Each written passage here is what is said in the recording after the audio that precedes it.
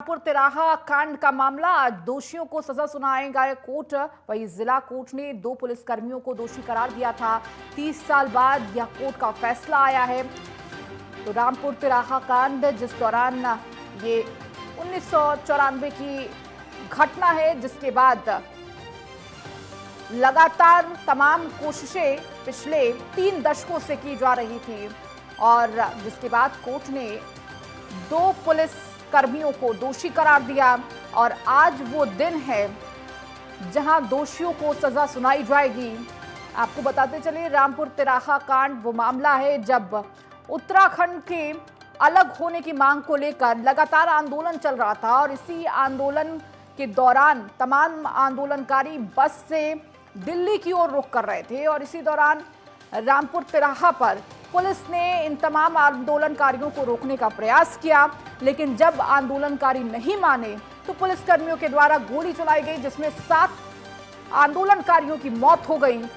और इसके बाद लगातार ये संघर्ष 3 दशकों का देखने को मिला, जहां पुलिसकर्मियों के खिलाफ कोर्ट में मामला दर्ज किया गया और ये 3 दशकों तक कार्रवाई चलती रही और आखिरकार 2 पुलिसकर्मियों को दोषी करार दिया गया और आज वो दिन है जब दोनों दोषियों को सजा सुनाई जाएगी।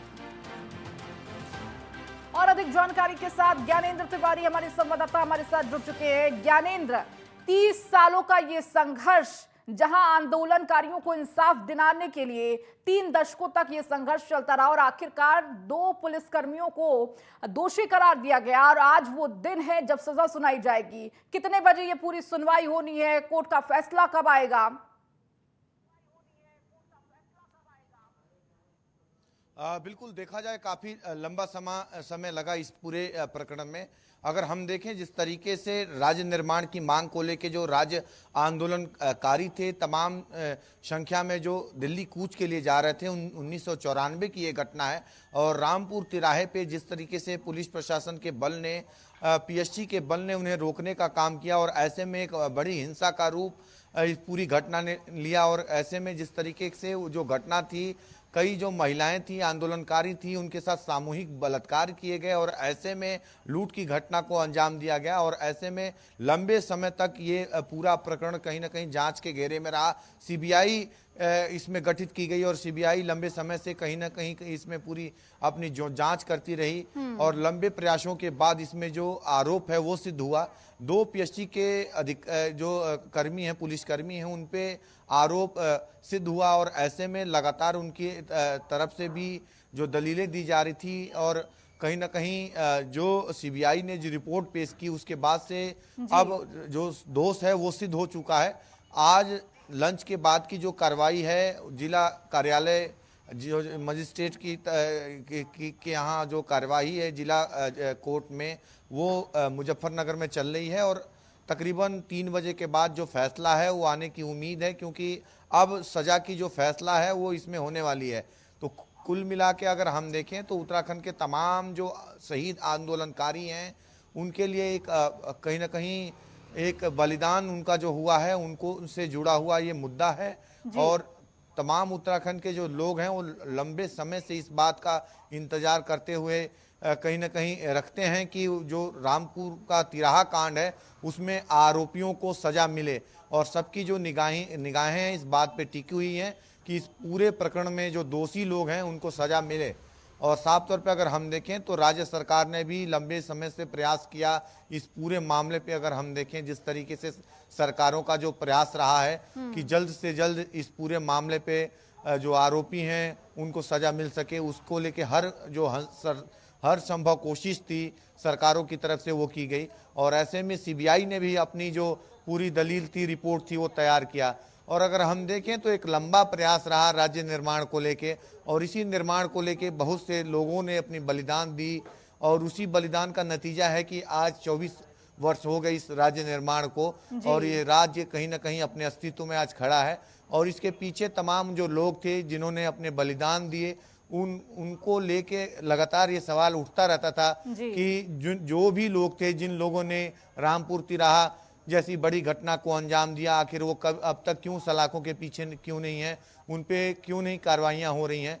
लेकिन सीबीआई ने एक लंबा समय लिया, लेकिन कोर्ट में जो अपने दलीलें पेश की उसके अनुसार 2 लोगों पे जो आरोप अब सिद्ध हो चुका है। उम्मीद है 3 बजे के बाद कोर्ट अपना फैसला सुनाएगी और उसमें जो सजा का प्रावधान होगा जी। धाराओं के अनुरूप उसमें जो सजा होगी वो सजाएं वहां वो देती हुई नजर आएगी। जी ठीक है ज्ञानेंद्र, लौटूंगी आपके पास। हमारे साथ कुलदीप वर्मा मुजफ्फरनगर से हमारे संवाददाता जुड़ चुके हैं।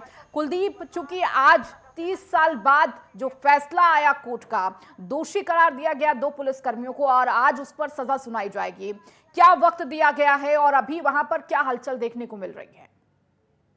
आपको बताना चाहूंगा, पश्चिमी उत्तर प्रदेश के जनपद मुजफ्फरनगर के छपार कोतवाली क्षेत्र के अंतर्गत जो रामपुर किराया है वह एक चर्चित कांड है। 1 अक्टूबर 1994 को जब उत्तराखंड से आंदोलनकारी अलग राज्य की मांग को लेकर दिल्ली जा रहे थे, वही उस समय सपा सरकार थी। उन सपा सरकार के दौरान जो पुलिसकर्मी थे उन्होंने जो आंदोलनकारी थे, जो उत्तराखंड से आंदोलनकारी अपनी मांगों को मनाने के लिए दिल्ली जा रहे थे, पुलिसकर्मियों द्वारा उनके साथ बर्बरता की गई और इस पूरी बर्बरता के चलते 7 जो आंदोलनकारी थे वह शहीद हो गए थे। वहीं एक महिला थी, उस महिला ने जो पुलिसकर्मी थे उन पर आरोप भी लगाए थे कि जो पुलिसकर्मी है उन्होंने उनके साथ रेप की घटना को अंजाम दिया है, उनके साथ छेड़खानी की है, उनके साथ लूटपाट भी की है, जिसके चलते पूरे 30 साल के पूरे वक्त में मुजफ्फरनगर की एडीजी कोर्ट नंबर 7 में सारा मामला चल रहा था। वहीं एडीजी कोर्ट ने 16 तारीख को जो दो पुलिसकर्मी थे, जो पीएससी की 41वीं बटालियन के जो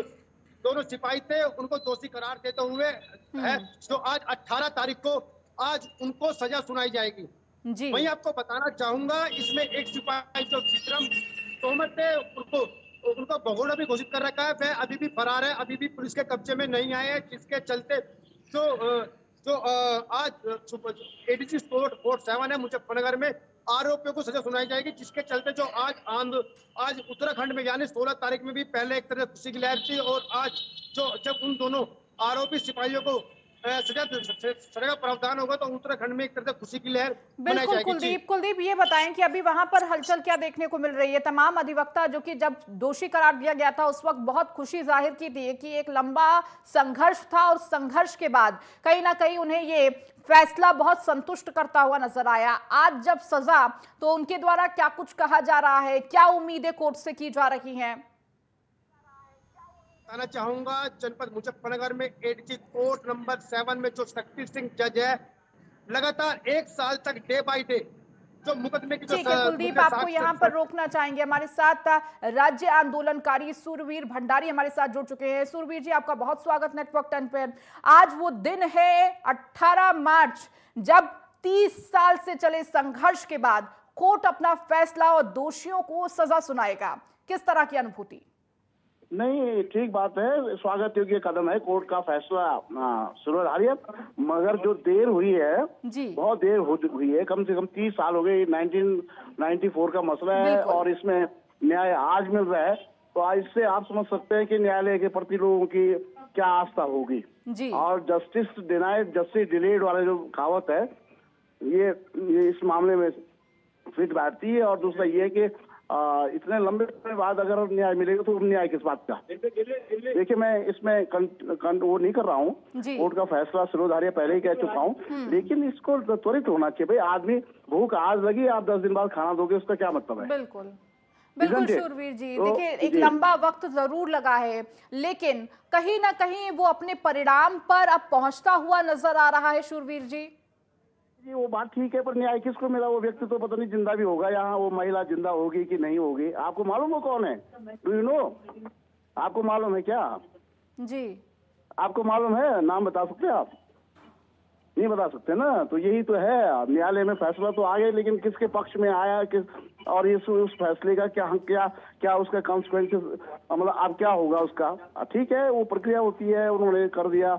और लोकसभा चुनाव भी हैं, बहुत सारी चीजें हैं, अदालतें भी प्रेशर में रहती हैं और उनको देना था। हो सकता है कुछ दिन बाद अंकिता भंडारी वाला भी कुछ में आ जाए मामला, तो सब चलता है ना। तो मैं बहुत बेबाक तरीके से कह रहा हूँ, कंटेम्प्ट नहीं होना चाहिए, मगर ये है कि देर से आया हुआ फैसला है, स्वागत के जरूर है, लेकिन थोड़ा सा निराशाजनक भी है। ठीक है शूरवीर जी, बहुत शुक्रिया नेटवर्क 10 के साथ जुड़ने के लिए।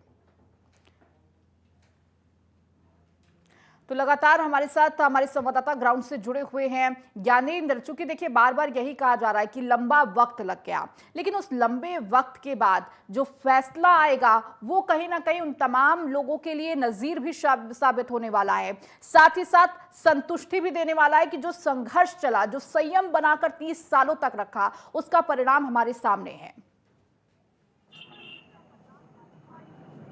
बिल्कुल देखा जाए राज्य के अंदर तमाम राजनीतिक पार्टियों ने समय समय पे इस पे कहीं ना कहीं जनता के सामने अपनी बात भी रखने का काम किया और ऐसे में चुनाव के समय उन्होंने दिलासा भी दिलाया कि जब उनकी सरकार आएगी तो रामपुर तिराहा कांड के दोषियों को सजा दिलाएंगे, चाहे वो कांग्रेस पार्टी हो, भाजपा हो या फिर क्षेत्रीय दल यूकेडी हो। समय समय पे इनके दिग्गज नेताओं ने जनता के बीच इन मुद्दों को रखने का भी काम किया। और अगर हम देखें तो इस पूरे मामले में 30 वर्षों का समय लगा है। 30 वर्षों का समय काफी अधिक होता है, लंबा एक प्रक्रिया रहा। हालांकि सरकारों की तरफ से कोशिशें की गई, लेकिन सीबीआई ने अपनी जो रिपोर्ट पेश की और ऐसे में कोर्ट में एक लंबी प्रक्रिया देखने को मिली और अब जो 2 व्यक्तियों को दोषी इसमें करार दिया गया है, पीएससी के पुलिसकर्मी हैं, उन पे आरोप सिद्ध हुआ है और अब उनको सजा आज मिलने वाली है। कहीं ना कहीं थोड़ी बहुत राहत जरूर है लोगों के लिए, लेकिन लोगों का यही कहना है, आम लोगों का, कि एक लंबा समय इस पूरे प्रकरण में लगा। अगर समय रहते इसमें आरोप सिद्ध किया गया जाता और इसमें कार्यवाही की गई होती है, उन आरोपियों को सजा दी जाती, तो कहीं ना कहीं लोगों को एक दिलासा रहता। ठीक है ज्ञानेंद्र, बहुत शुक्रिया। कुलदीप, आपका भी बहुत शुक्रिया इस तमाम जानकारियों को देने के लिए।